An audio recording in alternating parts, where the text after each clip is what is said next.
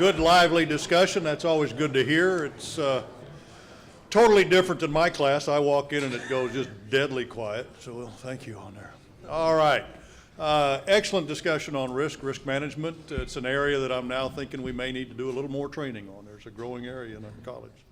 My job is to introduce Steve Reitz as the head of the panel. He will introduce briefly some panelists and get started on this next half. And basically we're going to talk about as perfect as your transportation budgets are, why they never seem to work and what we can do about making it fix. Steve was formerly general manager of national accounts in Minneapolis for C.H. Robinson, also the Southeast regional manager for Quaker, I believe. That's correct. Is now with C.H. Robinson in more of the research and development, some of the value proposition. I would call it skating to where the puck is going to be and creating value propositions out of that. So Steve, thank you for taking time out to join us today. And the panel is yours. Thank you. And so I'd like to introduce our panel just briefly, but after we do kind of an introduction to the marketplace, they're each going to have the opportunity to get a little more detail into who they are and their companies, so you understand the perspectives that they're coming from. So we have 3 companies represented today. On our left, we have Quad Graphics with Kelly Vanderboom. We have Rick Lentz from Miller Coors. And we have James Merwin from Aaron's, right? They said not the Aryan race, right? we were talking about how his company is always mispronounced, and he has to help people with that. So what we're going to do here over the time is we're going to start with a market update, kind of set the stage where transportation is, U.S. trucking really more particularly, and then we'll get into, now that we know this is the current state of trucking, what are some of the things that you need to be thinking about in your transportation budgeting and how supply chain collaborates together to make sure that a transportation budget is realized. Okay, so that kind of give you a sense of where we're going. So that's the theme, delivering on a transportation budget, differentiating your business if you're a shipper. So I'll spend just a few minutes introducing the market. That's one of the things that can threaten a budget, right? Do we call the market right? Transportation is a free marketplace. We're going to introduce a little bit what that means here in a moment. Internal supply chain collaboration, that's what this panel conversation will be about. These gentlemen are going to share their experiences in their business, how they build budgets, how the supply chains either collaborate or don't collaborate together, give some real life examples, right? And hopefully we get into some lively conversation with you, because this is a very key area to a successful budget, and it's something that we can actually influence, okay? And then finally, I'm going to just really introduce a few transportation strategies that are research-based. So when you go to today's difficult marketplace, are there some strategies that you can deploy to get the most of today's marketplace? And so we've conducted some research at a couple other schools and have some white papers on it. And now that, where'd Doug go? There he is. Now as your program develops, maybe we'll have to see if you want to get into transportation research as well. All right, so let's talk a little bit about the market. So the first thing that I find a lot of companies aren't aware of is how fragmented today's marketplace is. This is a slide that's built off of the American Trucking Association's perspective of where the Class 8 trucks are. There's about 1.2 million truck lines in the country. 408,000 of them are for hire. Okay, very fragmented. Now when you look at 6 or fewer trucks is 90% of the carriers. A lot of companies start their transportation strategy on the right with the truck lines that have 20 or more, and usually ones that are hundreds and more, thousands and more. And you get down to the fractions of 1% is where those large carriers are. Now I'm trying to build a slide that is the reciprocal of this, and I'm still trying to get the data. I'm actually working with FMCSA and the DOT to get we got a request in to get data, but that's where the carriers are, where are the assets, right? So when you get to the right and you got all the big truck lines, is that 40% of the assets maybe out there? 40, 50? I want to get the data to kind of prove that out. It's not perfectly clear. But the idea is it's an extremely fragmented market. It's very difficult to say I'm going to work with a finite set of carriers and move all of my freight, right? And so you have to have a strategy that says I have to reach into this broader pool of small carriers. And you get into the points that Chris was talking about risk. So how do you go about that? You're at a C.H. Robinson sponsored conference, so of course we like to believe that we can help aggregate that very fragmented marketplace in a consistent experience, help manage the risk, things of that nature. But the point is it's very, very difficult not to use small carriers, especially in today's marketplace. Okay, so kind of level set. Oh, I'd invite questions anytime through this too. I think when we get to the panel too, just all the time. So the marketplace has a lot of things tugging on it. Chris had his wheel of influence to cargo risk. I've got a similar thing on the market, and I won't go through all these in detail. This is an introduction. The question is it supply or is it demand? And the little cartoon in the upper right there where he's saying tightening the screw is a peer of ours wrote a blog on this about a year ago. And the idea is all of these things are putting pressure on a screw. And sometime you're going to break the screw, break whatever it is you're screwing into. But how do you assign which one of the pressures on today's marketplace to the way we feel the tension in today's marketplace? And the problem is everything that's on here is going in and coming out all the time, and they're interrelated. So as example, weather. A year ago at this time, we had what we called Snowmageddon, right? We had weather across the country, month after month, week after week, and it was snow and cold. Well, so that in and of itself seems intuitive. Trucks get stuck in the snow, trains struggle in the cold, right? The problem is when the weather was bad, we had already seen trucks migrating to intermodal to get capacity, right? But then when the cold hit, trains had to be shortened because they don't have the same braking distance when it's super cold. And so they have to shorten the trains so the trains are safe. And we had a migration off of intermodal back to truck, which was already exacerbated because we're at capacity and we had weather issues. And if you go around this, they all change, like regulation, right? We had hours of service put in July 2013. Whoops, we pulled it back partially again just recently. So we take capacity, we put capacity. And that's happening all the time. So where is today's marketplace? Where is it going to be tomorrow? It's a difficult one to project. And what I would add, we were having a conversation just before lunch today. You think of some of the other dynamics I haven't put on here that are really fresh. Rail cars. So I was at another conference yesterday talking with one of our customers, and they said they're a big boxcar shipper. They ship paper. They said, I'm really concerned. Within 2 years, I won't be able to get the boxcars I need to move paper. I'm like, and he starts explaining his risk, and he's like, understand, with the oil boom, even though price is down, all the orders are in. Tanker cars are what's being produced, not boxcars. The average boxcars are getting close to 40 years old. There's not a pipeline of replacement. They're going to be retired. Now capacity's short on rail car. So you still have to move all the products. So then truck becomes more attractive. Intermodal becomes more attractive, but those are already at max, right? Oh, by the way, there's a no dumping legislative action on China for containers coming in, right, for intermodal. Stoughton Trailer Company put that suit out there to stop the no dumping law. And will that be passed or will it not be passed? Because we're now not seeing as many assets going into intermodal. Oh, and by the way, we're not getting drivers into trucking, so carriers aren't investing in incremental capacity for for-hire. But wait, there's legislation that looks favorable for 33-foot pups for the intermodal industry. Well, that might be good. Some of the truckload could go into LTL and use those long. So the reality is this is always moving. Is it supply or is it demand? It's both, right? And we're in a tight situation because the one on the left there where it says asset contraction holds. Going through the recession, we lost about 19% of US trucking, right? About 19%. You've seen the same number. Both truckload and LTL. So assets were sold off or retired, literally shipped. If you're watching Transport Topics every week, at the beginning of the recession, Ritchie Auction Brothers and so forth, they were selling off lots of trucks.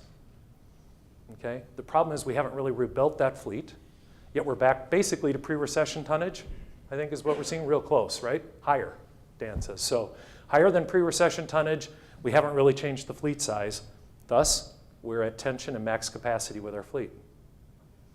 Can I give you a sense? So when we talk about transportation budgets now, when we go to our panel, keep in mind you've got this very fluid environment of very tight capacity, and all the modes are interrelated.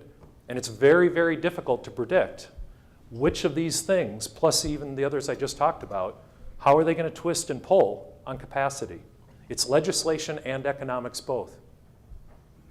Okay? Yeah? It's a supply-demand environment where demand is now exceeding supply. How your price? Where, today? You asking me or you asking the room? Everybody. So the question is, in today's supply and demand market, what does the pricing pressure feel like? How many people feel like the pressure is up for increases?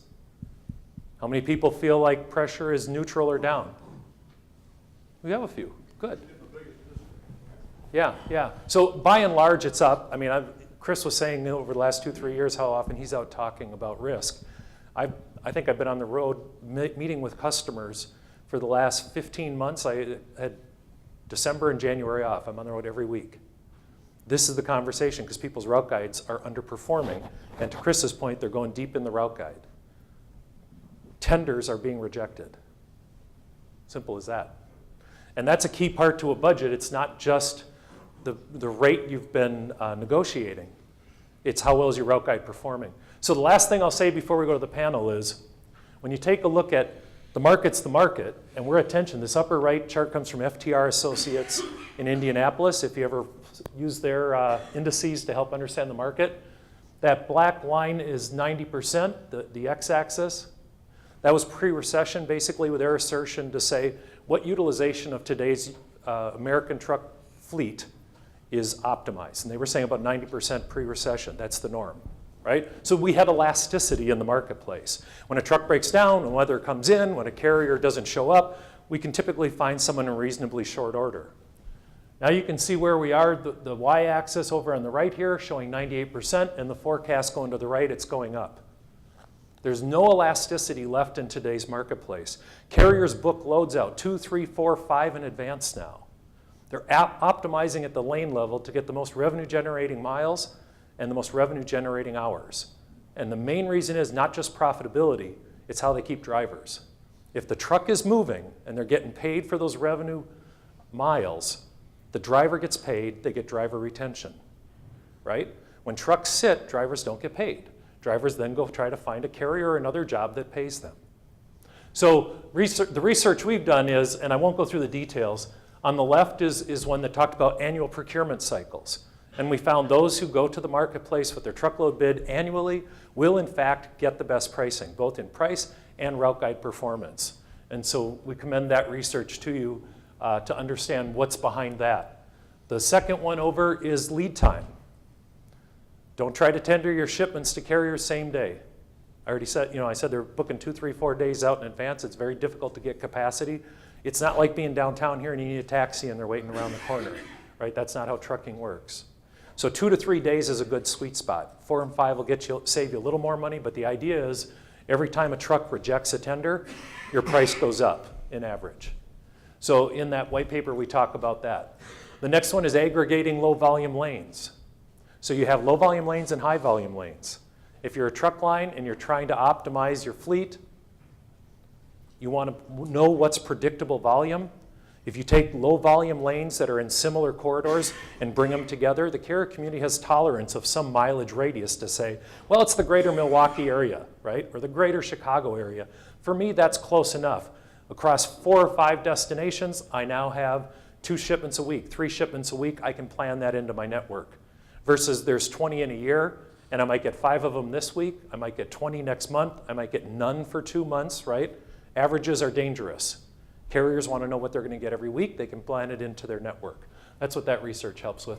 And then the next one coming out here, most favored shipper. We asked carriers, what are the attributes that are most attractive to you when you're selecting your customer now, right? Carriers are selecting shippers these days. We got all the attributes from, we have a break room for them to be in. We have clean restrooms, good check-in procedures, lots of parking. That came up with Chris, parking at Walmart, right? Ample parking. Dwell time was the #1 attribute that came up that actually showed in the data, strongly correlated, that if you're keeping trailers origin or destination, your rate per mile is generally higher, and your route guide rejection, your tender, the first carrier you tender it to, the rejection is higher. And so that white paper will be coming out next month. So all of these, we use broad data sets in the dry van category, over 250 miles. We studied against roughly 40 different shippers, all industries across the US, where we had 100% of the data.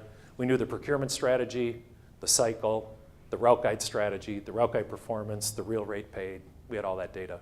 So models were built to understand how the different attributes affect price and tender acceptance.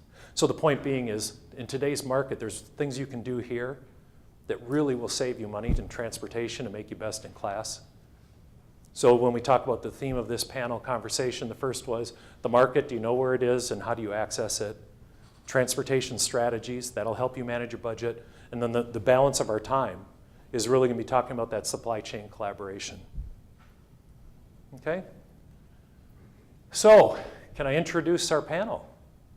Any questions on that? Can we go to the panel now? All right. Kelly, could you introduce yourself? All right, this afternoon, good afternoon. Kelly Vanderboom, President of Logistics at Quad Graphics. For those of you who don't know Quad, $5 billion publicly traded commercial printer. A lot of the things you'd see on the newsstand, a lot of the catalogs you'd have in your mailbox, a lot of the retail inserts you would open in your paper, direct mail pieces, etc.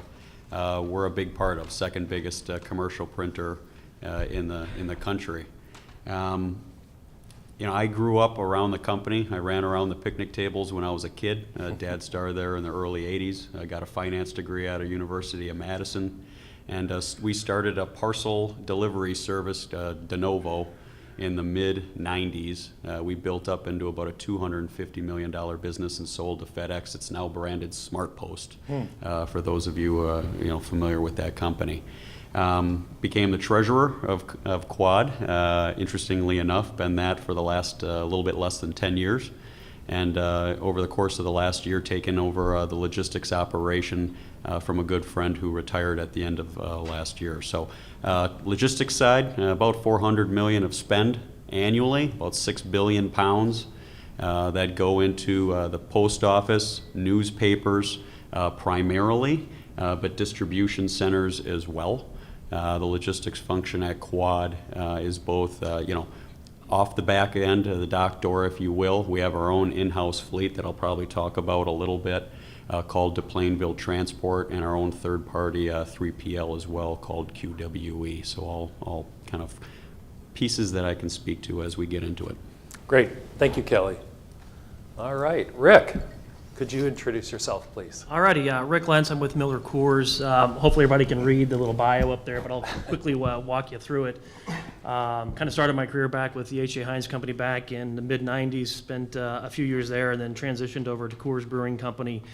And have been at Coors Brewing Company / Miller Coors for the last 15 years. The majority of my time, those 20 years, is really spent in supply chain planning, network optimization. About 3 years ago, they tapped me on the shoulder to move over into the transportation space. I assume it's because I had all these wonderful ideas in the network optimization that I always said, why can't you do this? Why can't you do this? They kind of threw me over there, and I realized, boy, you really can't do that in the trans space. So I'm kind of learning the hard way that all my wonderful, 18 years of experience in supply planning really doesn't hold true when you get to transportation. But I've done several things throughout the overall supply chain, from purchasing to supply chain planning to S&OP, but now focusing more on transportation. Obviously, Miller Coors, we have about $8 million in revenue per year at about a 1.3 profit. From the transportation side of the house, we have about a $600 million budget. We ship about 600,000 loads a year. And those loads we actually ship are right around the 47,000 pound mark. I think we're probably leading the industry in the overall weight category from the shippers that I've talked to. So our average is 47,000 pounds. Some of the issues that we face, I think you'll notice it from all the shippers, and I'm sure all of you out there in the audience have the same things. It's exactly what Steve talked about in terms of driver and legislation. He mentioned the boxcar. I've got something similar happening on the insulated boxcar side. We can talk a little bit about that. I've got network optimization up there, as well as some nat gas stuff as well. So hopefully we get a lot of questions around that. So thanks for having me. Thanks. All right. James. Good afternoon, everybody. I'm James Merwin with the Aaron's Company. I guess I'll just kind of walk through the slide. Previously, I spent the last 6 years with Milwaukee Electric Tool in the power tool business. Also with Kohler for about 6 years. Prior to that, I spent some time in the financial accounting field. It was kind of a former life. But I went away from the dark side into the light.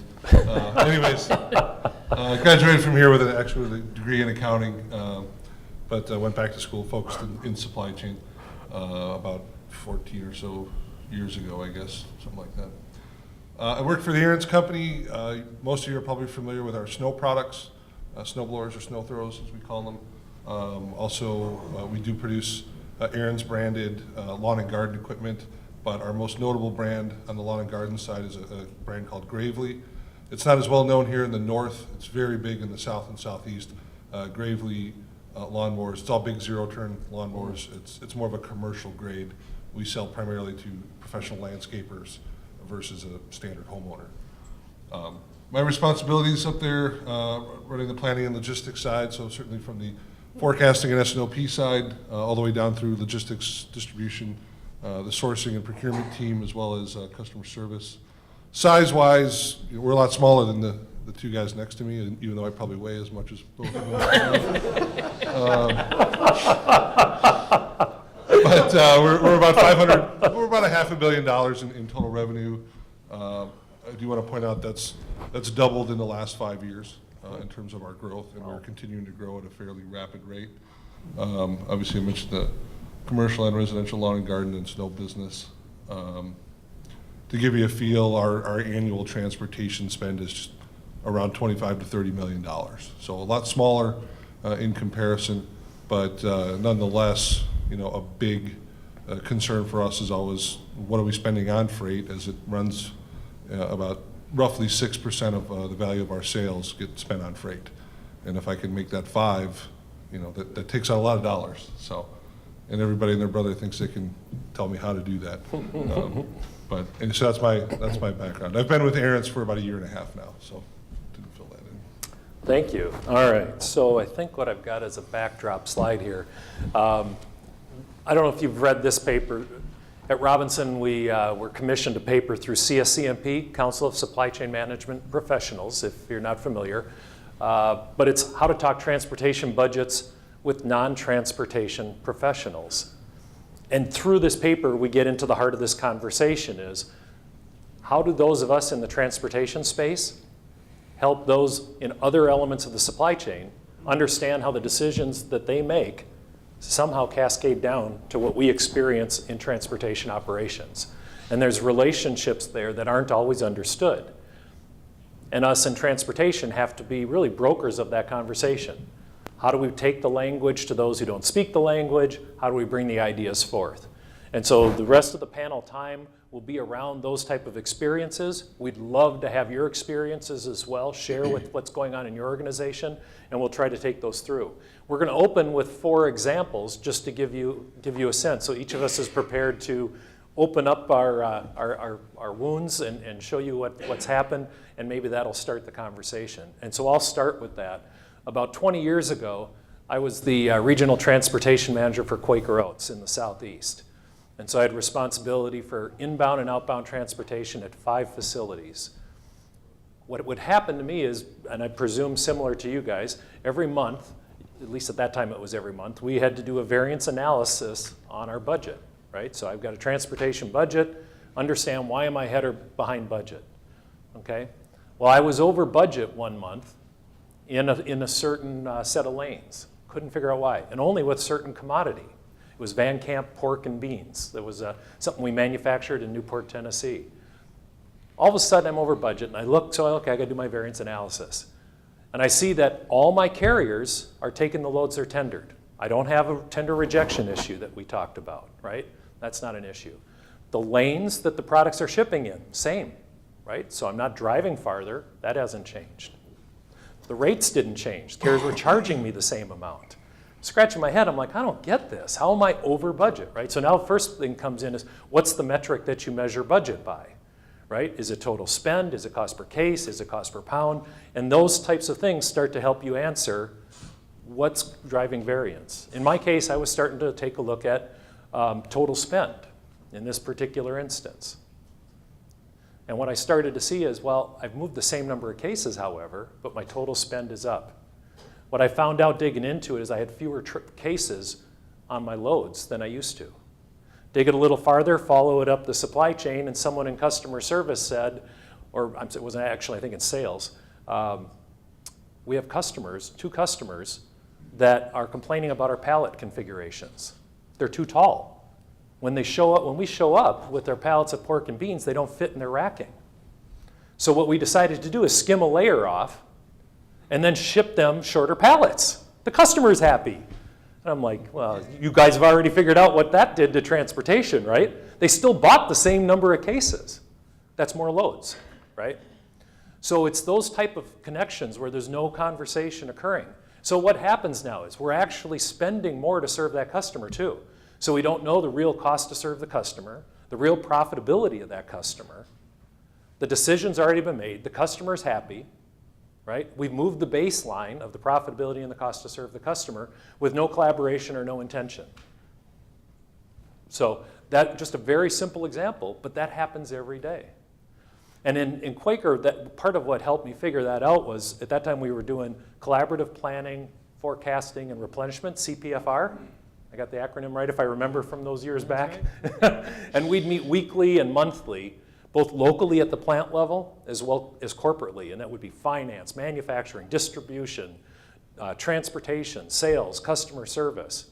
And it's through that process we finally figured out, what was happening in that particular instance. And so as we go through these, it'll be interesting to hear what your companies use as well to try to help this. But that's my example I would offer. Kelly, would you like to offer an example?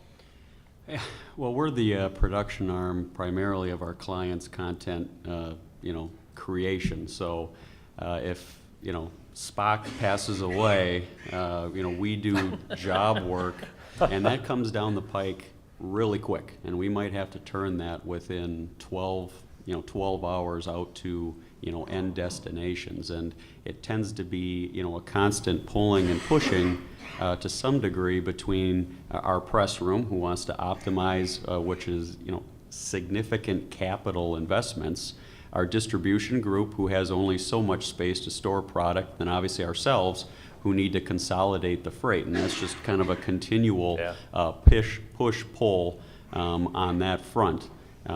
Layer on top of that, for Quad Graphics at least, we were a family-run, $1.5 billion player who acquired a handful of other very much larger players in the space, and we've been integrating systems and plants ever since. So it's something that, as a leadership team, we have to be right there all the way upstream with scheduling to make sure that they're giving us the opportunity to consolidate freight, because it's unique.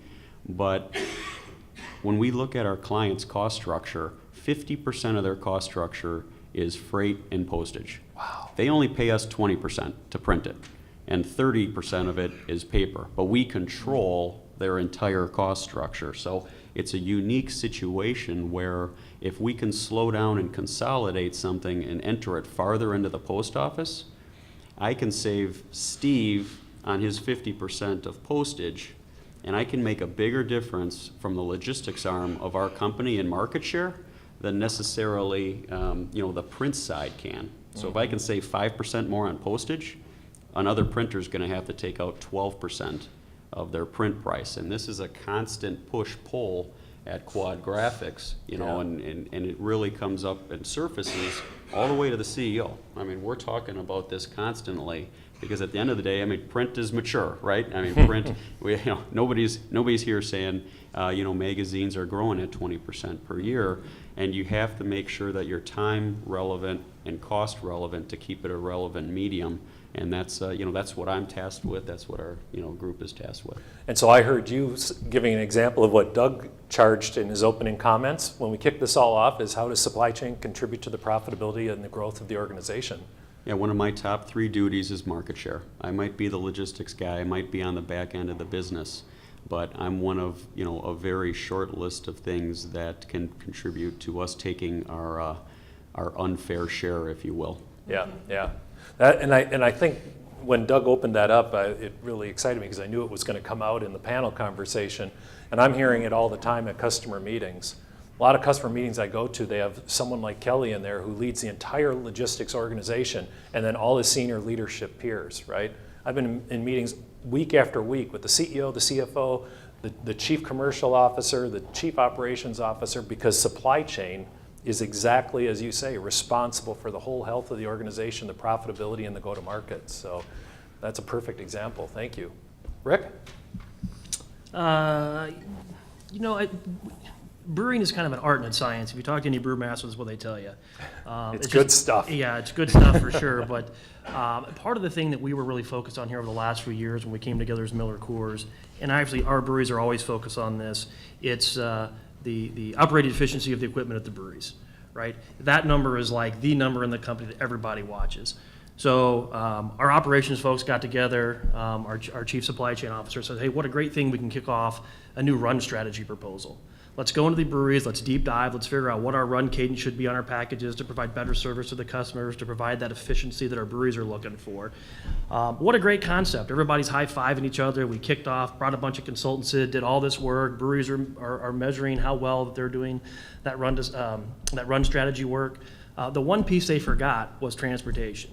So what we ended up doing was actually optimizing our breweries in terms of their performance, and it didn't sync up with transportation. When capacity was really available throughout the week. In the end, what happened was we were pushing about 60% of our volume that we were moving to our distributor partners into kind of that Thursday, Friday, Saturday window. Sounds great. Unfortunately, our distributor partners, they're only open kind of Monday through Thursday. No one's open Friday, Saturday, and Sunday. They're out in the marketplace trying to get beer on the shelves for the weekend. So what we really did was we high-fived and optimized a single portion of the supply chain versus looking at it from end to end. We were able to go in and basically show them the information about the 60% and, hey, we're loading trucks 147 hours a week. Our distributors only open on average 40 or 26 hours a week. This isn't the right thing to do. Now we've got the consultants going back, working with our brewery partners, looking now from adding that additional component from dock to distributor to bring that into focus and say, how do you optimize it for everyone in supply chain versus just this little component?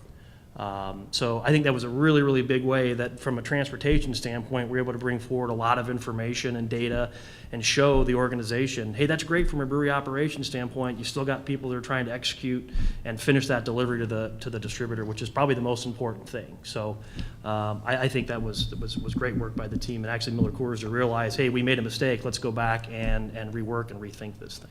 And as a result of that, and since, do you find yourself invited in more and more to those conversations? I do. We have done, given the industry has been changing so dramatically here just over the last few years and probably more so than the past, we have really, really worked hard from a transportation standpoint to communicate not only to our customers, but also to our senior leaders, to our brewery partners, to our internal partners within the customer supply chain on really what's going on. So exactly what you were showing. And just through that work alone, we've been invited to a lot more meetings and people are more interested in how they can help in the transportation space.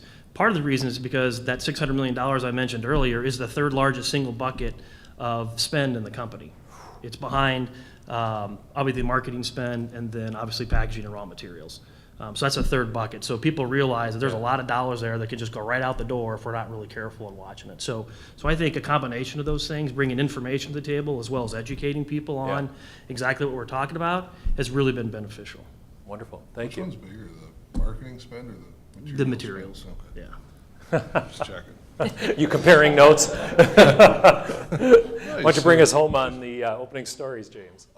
Sure. Actually, I have one that relates to as early as this morning. But over the past, He's going to pull his BlackBerry. Yeah, I got one for you. Is Right this here. the Band-Aid? Do we need to rip it off? over the past, I've been with Aaron's for about a year and a half. And when I walked in, I'd walked into a fairly new 3PL relationship and network of where we shipped from, 3 different DCs around the country.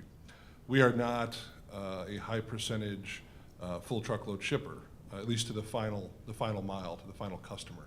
Not every one of our dealers can take 140 snow blowers at once or 18 big zero-turn lawnmowers at once, right? Some of the big ones can. We play with the big box. We play with Home Depot. And one of the things we've really been looking at and are going through right now, hopefully I'm still employed 2 months from now when we're in a new network and we've moved successfully, but is, looking at our cost of balancing where our warehouses are located and those warehousing operations costs as well as the freight. I need to make sure that as high of a percent of the miles our product travels, it travels by full truck. Because we're going all over the country now, I can't have 30 warehouses. That doesn't make sense to be that close to the end customer. But again, it's a high percent of LTL. The flip side of that is while we pay the freight for the vast majority of our customers if they hit. That That was me, sorry. I thought it might have been me from lunch. If they hit a certain threshold, of an order size, order X amount, we'll pay the freight, right, for that final delivery.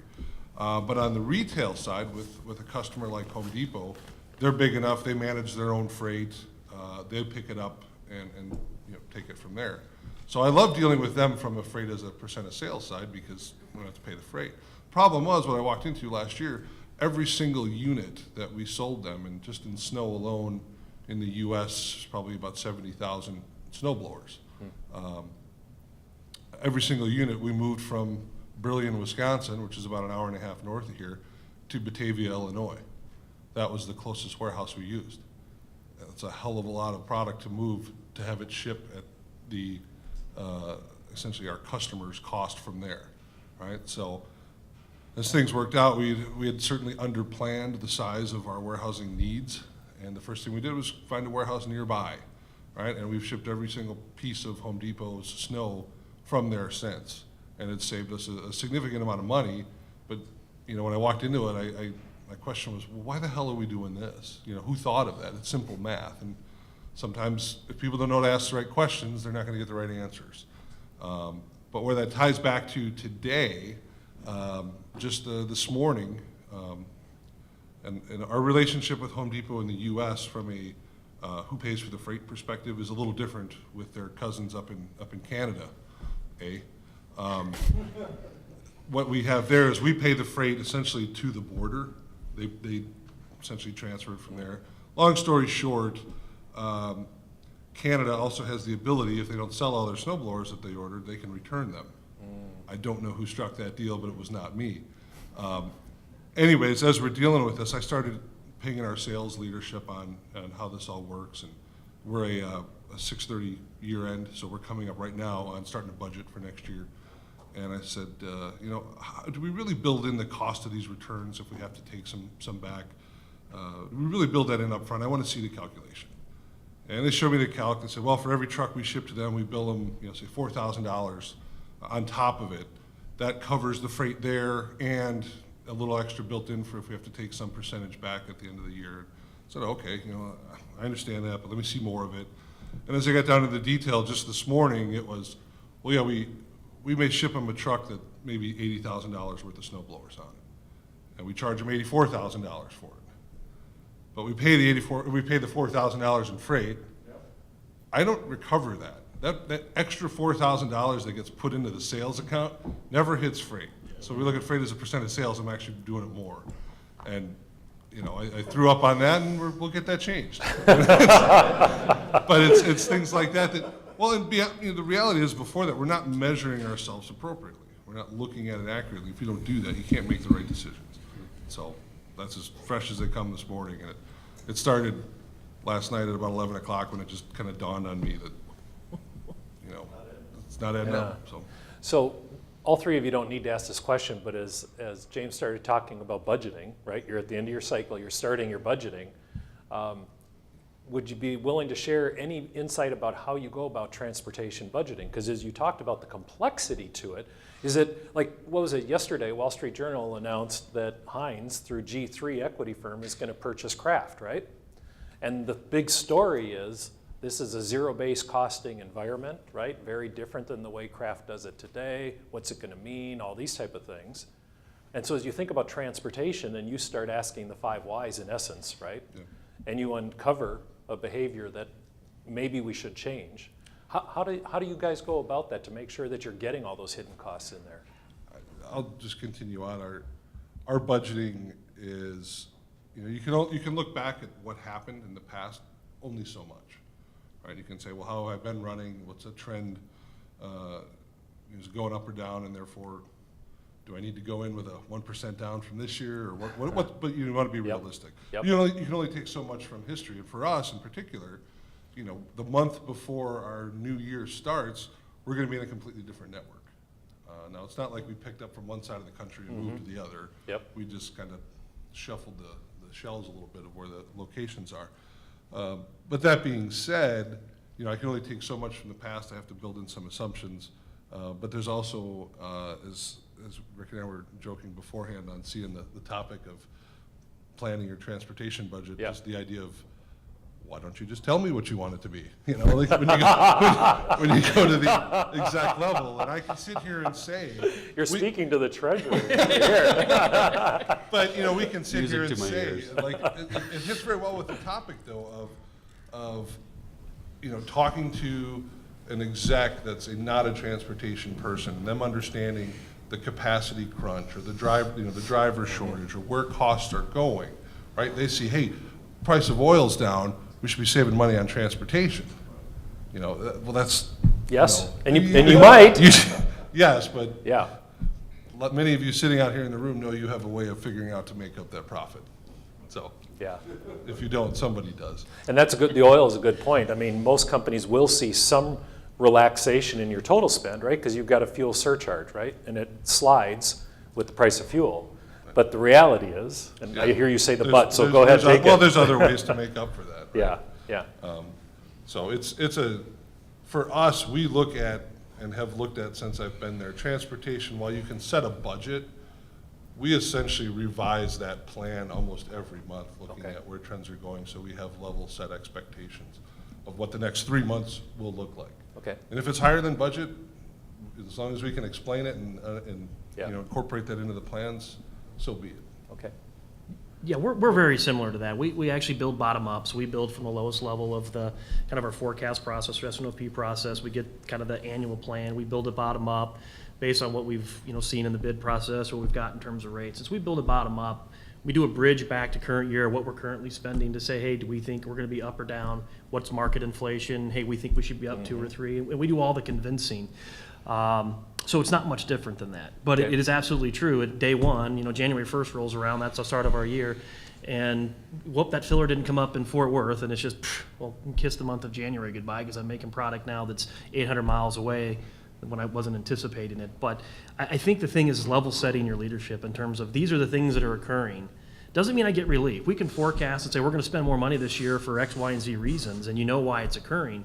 It still doesn't let us off the hook. Right. And so what my team is really focused on, it's, hey, we're going to spend money potentially in addition. Yeah, we might get some fuel benefit this year, and we'll most likely see that for the next couple of years. But ultimately, it's up to my team to say, hey, if we're going to be spending more money, how do I have cost avoidance against Yeah. that initial spend if I just look at my routing guide? Yeah. So instead of spending the $2,000 for an out-of-pattern shipment, I'm going to cut it to $1,800 and avoid that potential cost. Yeah. And that's what we're really trying to show our leadership.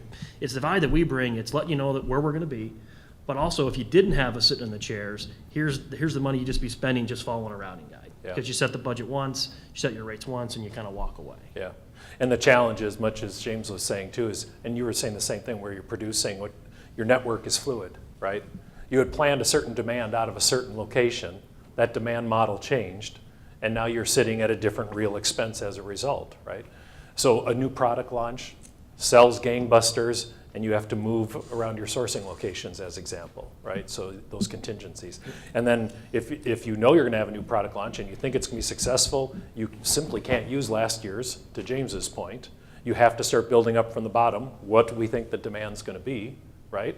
What is the market, to your point? What's standard inflation? But then the network modeling, like you were saying, James, is key, right? The number one place to get freight money from is a network rationalization. I mean, take miles out of your network. That reduces freight spend, right? You're paying per mile, drive fewer miles. So if that's possible, and not putting extra inventory into the system, right? Because then the question is a lower freight spend really beneficial if you had to somehow offset it by putting more inventory in your warehouses? You know, that's when leadership starts to ask, I'm not sure that was the right decision either. But those are the dynamics that go into it. Did you want to add something to that, Kelly? Yeah, I mean, not just miles, but, you know, mode optimization. I mean, I Absolutely. think we look really heavily, you know, at things like, you know, rail. Where can you turn LTL into truckload, obviously, is the golden goose. You know, those types of things to make sure that you're, I mean, I hate to go finance on you, but a little bit like a portfolio management, you got to look at your asset allocation before you look at your manager selection. And if you can be thoughtful about how to allocate rail, how to allocate the right modes, and then also along with that have the right players in each of those modes, that'll greatly help you try to mitigate it. Now, we're unique. We run a for-profit business line for Quad Graphics. And when we can get farther into the post office, if we can save the client money, maybe they're going to print more. You know, if James buys a bunch from Cabela's, how do we kind of prospect and get it to Rick to make him a buyer as well? And if we can save money, our clients will turn that around and print more. So, you know, it's not us on an island. You know, I think our CEO and board realize that as long as we have the holistic benefit of Quad in mind and doing the right thing, I'm not going to, by any means, say we get a slide on the budget at all, right? I mean, that would be a joke. But as long as we can do some things to save, you know, focus on the iceberg, not just the tip of it, and if our clients can print more, you know, we'll definitely get the benefit, you know, of the judgment. Yeah, thank you. And you know, I'll say one other thing. Sure.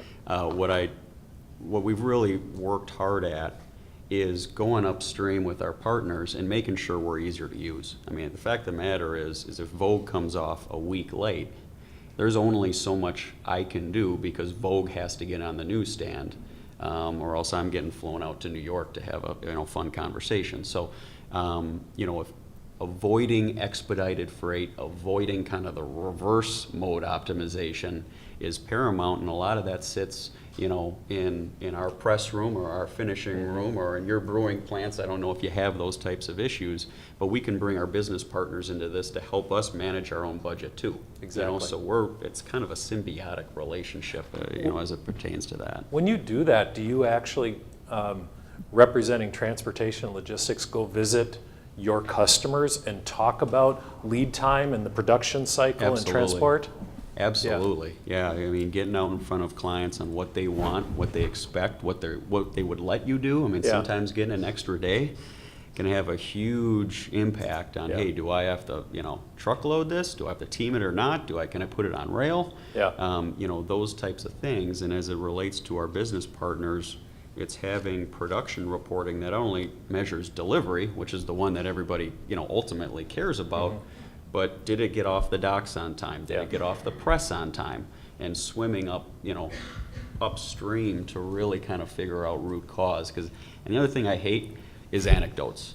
Because everybody gets 15 grenades thrown on their desk of anecdotes of why this is late and whose problem it is and all that kind of stuff. You can never solve root cause by anecdotes. You need broader data set that ultimately, number one, can kind of figure out, is it a broader problem or not, or is it just kind of an anomaly? You know, and number two, it makes it objective, not, you know, me attacking Rick or Rick attacking me. It's like, hey, let's just go look at this data and say, okay, what can we do better? So those are some of the things that, you know, we do. Perfect, perfect. Let's pause. Any questions from the audience or a story you'd be willing to share about transportation and budgeting? Yeah, and we have a microphone coming up right behind you here. Thank you. Rick, you had mentioned about rail car possible shortage in the future. Yeah. Could you expand on that? Yeah, we basically use a Type C insulated boxcar right now, which is a specialized car for really, back in the day, Coors Brewing Company. We were the largest boxcar shipper in the U.S. back in the day, given we were only making product in Golden, Colorado, and had to get it, you know, to all the destinations in the U.S. We share that fleet. That's a railroad-owned fleet with Gallo Wines out of California. That fleet is now about 39 and a half years old. The railroad has basically come to us and said, we will retire all these cars, and the attrition rate will happen starting today over the next 3 years. And so that fleet of, I think we have about 1,200 cars, 1,600 cars in that fleet, will be obsolete in about 3 years. We typically right now today ship, since we've came together as Miller Coors, we've obviously changed our footprint to a more regional footprint with the addition of the Miller breweries from the Coors side of the house and the Coors breweries for the Miller. We still ship about 10,000 loads of boxcar freight. For me to go out and purchase a new fleet of insulated cars, because absolutely the railroad isn't going to invest in equipment anymore. I think they're done kind of playing that game. They're like, no, if you want it, you buy it, kind of thing, especially if it's specialized. And being an insulated boxcar, that's very, very specialized. So there's a couple of manufacturers out there. There's some opportunity to us to buy or to lease or to partner with Gallo, but it's a $100 million capital investment for Miller Coors. That's just not going to happen, right? I can convert all that volume to truckload and spend $20 million. Expense versus capital, it makes more decisions to do that. So what my team has to work through is, what's our strategy? We'd still like to ship rail, right? It helps from the capacity standpoint on the truck side of the house. If you think about Manhattan Beer as one of our largest distributors, no one wants to drive into Manhattan, drive a truck in Manhattan. It makes all the sense in the world to ship rail up there because it's easy to do. So we have to come up with a solution for that. And it's going to have to be us partnering with other shippers out there. It's going to have to be us determining whether or not rail is what we want to have done. I mean, there's plenty of plate F cars out there that are available that we could potentially utilize. They're just not insulated. So are there opportunities to figure out how you can do insulated walls that are temporary, you can put up and take down, and does that make sense, and what's the cost of doing that? So it's just a really big issue for us, a potentially $100 million issue or $20 million, depending on how you look at it. Yeah. Another question? Yeah, go ahead, Doug. How do you manage the inbound side? We've talked about the outbound side. What do you do on all the stuff coming in? Does it show up on your budget, or is it somebody else's budget? What do you do to manage it on the inbound side? So the question for the back of the room is inbound freight transportation and budgeting. Is it managed and budgeted the same way as outbound finished goods? Yeah, we look at it all in one. I mean, I own the inbound side as well, sure. So like carriers, you Yeah. check the rates? Yep, yep, and for us, part of, there's certainly opportunities, I'm sure these guys have the same thing, depending upon where those materials are coming from. For example, we get a lot of engines from South Carolina. And, can we utilize that lane to go both ways, right? To where we're bringing in truckloads every day, we're sending back out product down to an Atlanta, say an Atlanta warehouse from here. It's not exactly the same lane, but it's fairly close. And the opportunities there for us is less on the lane and more on the way we procure our materials. We do a lot of, Aaron's is very big on lean, right? And everybody's got the books, everybody's read them, everybody can speak to them, lean, woohoo. And there's very good things about lean, right? It's a tool. That's what people have to be reminded of once in a while. It's a tool, not a lifestyle. And what played pretty well, actually. Clearly, I don't abide by the lean lifestyle. But what I mean by that is too often people in the past have looked at that as within their four walls. If I can get one pallet of this product or this material a day, and that's all I need, that's great. And then you look at it and go, why am I paying so much for one pallet of product a day? And as scary as it is, I've seen, one pallet of oil, that comes in daily to our factory that, we ship our machines with oil in them, not with gasoline in them, obviously, but we put oil in it and test it. So we have this oil for that, and it's, granted, we do that because in the past, what used to be I talked about our growth, what used to be a much smaller production facility, the plant size hasn't changed, but what used to be the back half being a distribution center or a warehouse, let's call it, I wouldn't call it a distribution center, a warehouse, is now all production, right? So floor space is at a premium. So let's lean it out, right? And all of a sudden you look at the inbound materials and say, Jesus, why are we paying so much? And why, we look at, one of the biggest things we look at is what percentage of the LTL shipments, whether inbound or outbound, what percentage of those LTL shipments are we getting a minimum charge on? And it was pretty high, you're talking 45% on the inbound side, 35% on the outbound side. We've done a lot of things to control that. A lot of it's, on the outbound side, instead of ship on demand, as soon as we have it, ship it. Whoa. So we consolidate a little bit. Let's try and take advantage of this. And on the inbound side, it's more of, can we create the space to do that? Or can we milk run different suppliers? And we do a lot of that. But nonetheless, there's always going to be some opportunity there where you can't do a whole lot about it. I'm sorry, go ahead. I was just saying that's a really interesting question, because I think about, 8 years ago, it was all about, hey, bring in the inbound, get the synergies, bundle your stuff together. We tried that at Miller Coors, and what we found out is we're just not that efficient of an operator to be able to do that and gain the efficiencies. And quite honestly, neither of our suppliers. So we'd have a carrier that says, hey, I'm going to pick up a load here, I'm going to bring it to your facility, pick up a load, and go back. And the next thing you know, we had trailers sitting there and trailers sitting here, and we're like, we're not shipping anything. And all that ends up happening is that we as Miller Coors, taking on the inbound freight, end up paying more. And so now we're in the process of saying, well, geez, given the environment, maybe we ought to push this back to delivered pricing, and then figure out a way we go and actually collaborate with that supplier to figure out how you can have those synergies together. Hey, I got a carrier that's going to be down there. You might want to think about putting them in your routing guide. But now neither one of us are technically on the hook for making that supply chain work. So it really takes the systems to do it and the right partner. And I think, people get really excited about all the opportunities, but if you don't have those two things, you're asking for a world of hurt. Yeah. Can I bring out of the inbound and tie it to the outbound as well? Both of those, James, you were talking about the produce and ship, or you saw the all minimum charge LTL coming in. Economic order quantities come to mind for me as part of that supply chain collaboration with sales and so forth. Do you all in transportation and logistics start taking a look at, can we influence our customers' buying behaviors and patterns and what that does for freight? We're lucky because we're a 3-tier industry, right? So we only have about 600 distributor partners, which makes our supply chain pretty easy compared to some of the more complex supply chains out there. And we basically tell our distributors you order in full truckload quantities. I mean, that's our minimum order quantity. That's Wow. once a month, it's once a month. If it's once a week, it's once a week. But for all intents and purposes, order in full truckload. Now, do we always stick to that? No. But if you need a half a truckload, we'll figure out who would drop shipment or something. But 99% of our loads are ordered in full truckload in full truckload quantities, which is great for us and very Yeah. easy for us. Yeah. Yeah, we have more of a cycle approach where it's a couple of deliveries a week. People know it, and we consolidate, thousands of clients, to fill out, the modes that we approach on. It's hard to kind of go that far upstream and go, hey, Condé Nast, you should print another, Yeah. 500,000 loads just so we can optimize our delivery. Right. That doesn't sell well. One of the unique things that we do at Miller Coors as well is, given it's a 3-tier, and there is that slight partnership versus just shipper and customer, we actually share our freight and fuel with our distributor partners. So the more that I can bring savings to the table in terms of freight and modes of freight, we actually share that back with our distributors. The flaw in that right now is we kind of peanut butter spread it across the nation. So if you two are my distributor partners, I'm giving you rail, I'm giving you truck. You're getting 2-day service, you're getting 9-day service.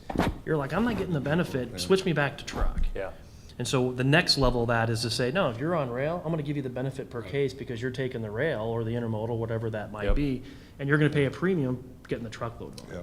And so that's kind of the next phase, but it's very interesting how we do that. And actually, they'll pay more when fuel's up, and we'll give them a discount the Yeah. following year when fuel's down. So they expect to be getting a discount here next year and over the next couple of years as fuel goes down. Is that a discount on the beverages, or do you turn that around kind of like an in-house credit that allows them to buy more Miller Coors? The reason we then you profit on that tricky too. the tricky part is we try to do it by case. The tricky part with that is the obviously alcohol and the taxes associated with it and all the legislation around it. You got to be very, very careful how you do that. So in some states, you can't just individualize what the price point is. It's one price for all distributors in that state. So there are some nuances that we need to figure out working with our pricing team and our legal group, but that would be the objective, is to try to figure out how you bring that down to the next lowest level so that individual distributor is getting the benefit from working as a partner with us in terms of the trans spend. So as you guys are giving examples of where it's working, the collaboration, is there a formal process you use? Rick, you nodded when I said collaborative planning, forecasting, and replenishment. That, from my understanding, is a fading acronym, but a lot of methodologies are commonly used in today's best practices. Do your organizations have a formal process of collaborating across the supply chain? James? For us, it's yes and no. Certainly on the retail side, again, with a large customer like Home Depot, there's a lot of collaboration in terms of planning out their season. And they'll commit to a certain amount, but they may spread it out. We're obviously, they're a big partner for us on snow. Lawn and garden, not so much, but on our snow product. In comparison, some of the other, even our largest customers, we are a direct to dealer. We don't have distributors in between. So, you can have a Home Depot who's massive for us, and then our next largest customer is probably $3 million of business a year, right? And we've got, think about 40 or 50 dealers that are in the $1 million club, right? That's their annual sales of our products, or what they purchase from us. And then you got a long tail after that. Yeah. Thousands of dealers. And some are down to the mom and pop shops. Yeah. That you can only collaborate, you can't collaborate there. You can aggregate. Yeah. And so it's a challenge, but certainly, the big movers like a retail box, you do as much as you can to collaborate there. The reality is though, and for anyone else who deals in that industry, when they decide to change their mind, it's good luck, Yeah. If actually when they decide to change their mind and you question it, they say, well, it's your product, you should have seen this coming. You guys know the market better than we do, it's Yeah. your product, so. Yeah. Kelly, do you have a formal process? It sounds like you guys are pretty consistent with the Yeah, collaboration. I mean, it can be a little more informal. We've done some things formally as far as organizational structure. I mean, when it comes to logistics, it's about scale, it's about visibility, typically about centralization of control, but we've actually been beta testing in some of our smaller plants that have shorter milk runs, decentralized load planning and decision making, putting it back into the operation, and then having a compliance and procurement layer over it from a centralized basis to make sure that we're behaving like we should, and that we're bringing the scale of Quad Graphics Yep. to the buy, Yep. if you will, but allowing some of that to be Yep. out into the field, which it's a beta, but I think what it ultimately shows is if you're going to collaborate, you got to trust, and the only way it's going to work is if you trust, and and that's what we're kind of doing in a retail front for us. Yeah. I'm watching our time. I think we're getting close to the end. Other questions from the audience? Questions about your experiences, the common metrics you use, some of the things in the paper that as a panel we talked about and kind of prepping for today. Maybe this will help generate an idea for you is understanding how shipment sizes change in your organization. What are the controls around and flexibility, for shipment size changes, because that gets into the mode shifting that's been talked about here, right? And is the trailer being fully utilized or not? Pallet configurations, the example that I gave, how fluid is that? How dynamic is that in your environment? Because if you built a budget with a presumption of a certain SKU mix on a truck, right? Or a customer is forced to order in certain quantities, and now that isn't followed, you could end up with higher cube, lighter cube. You could end up with a different number of trucks, depending on what the order cycles that were planned around that. Lead time, we talked about that. That came down in the conversation today. And even supplier and distribution sourcing strategies. Any of those things help people's thoughts about challenges they have, or a question for our panel that you're facing?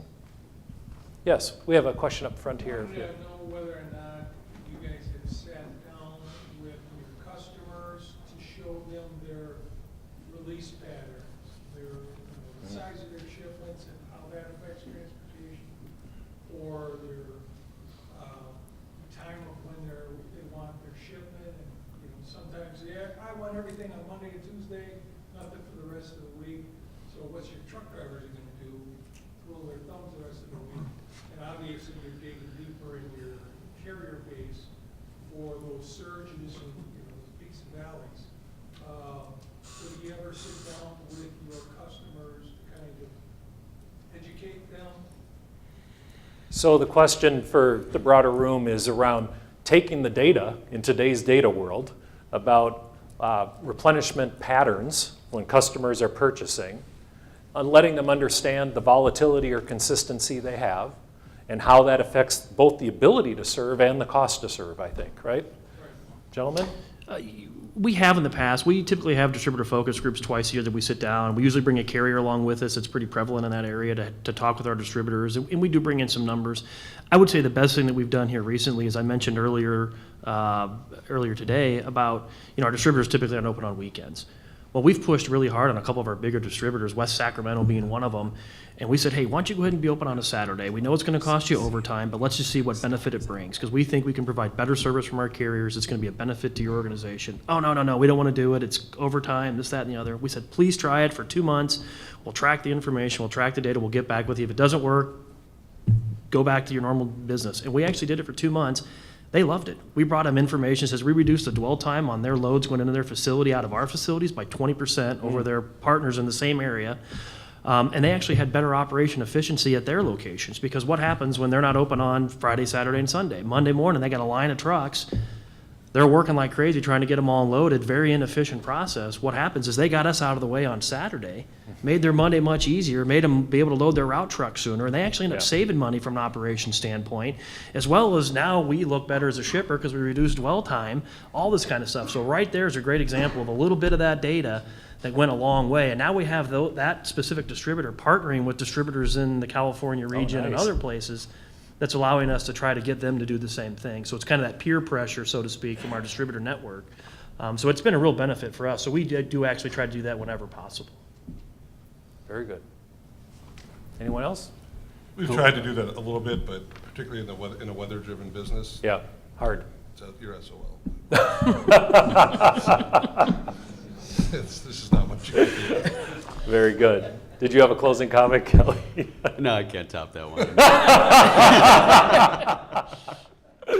All right, I think we're bringing it home. Oh, the last thing I would say is, we talked about CSCMP and that paper. Just to give you a sense, since this again is a Robinson event, these are the next 3 white papers that are coming out, research-based white papers from C.H. Robinson.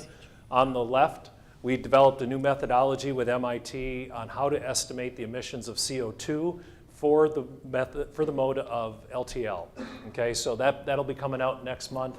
I already talked about the favored shipper one on the previous slide, which gets into dwell time. We did that one with Iowa State. And then Boston Consulting, we have one coming out next month as well. What's the impact of the Panama Canal widening up next year? And the larger vessels come through. And are we going to see some more freight coming to the East Coast? Is trucking ready for that? Is rail ready for that? Are the ports ready for that? Where might that east-west line move? And so that paper is going to, it's to look out to 2020. There's 4 world scenarios in there, so no, we don't know the real answer to the question. But if this happens, we think this. If this happens, we think that, and so forth. So watch for those if you're on our mailing list. That's all I think we have. So Thank let's you, give gentlemen. Steve, James, Rick, and Kelly a round of applause.